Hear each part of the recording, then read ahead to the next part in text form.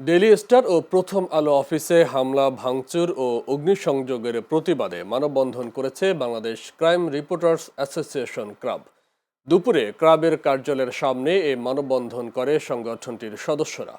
এ সময় বক্তারা ঘটনার তীব্র নিন্দা জানিয়ে হামলায় জড়িতদের অবিলম্বে গ্রেফতার এবং দৃষ্টান্তমূলক শাস্তির দাবি জানিয়েছেন।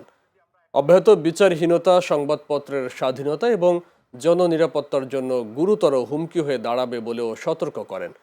পরিকল্পিতভাবে দেশকে অস্থিতিশীল করার চেষ্টা চালানো হচ্ছে জানিয়ে সরকারকে এসব কঠোর হাতে নিয়ন্ত্রণ করার দাবি জানান তারা।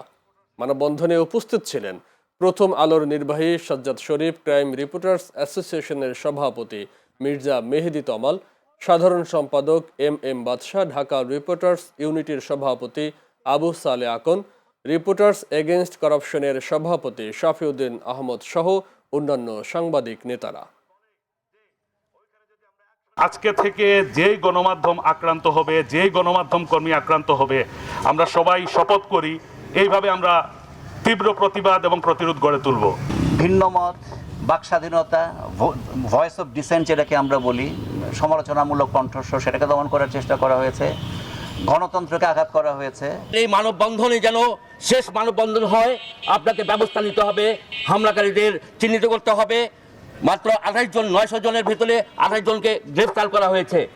আমরা চাই যারা এটার ইন্ধনদাতা, যারা এটার পেছনে আছে, তাদের মুখোশ উন্মোচন করে যেতে হবে।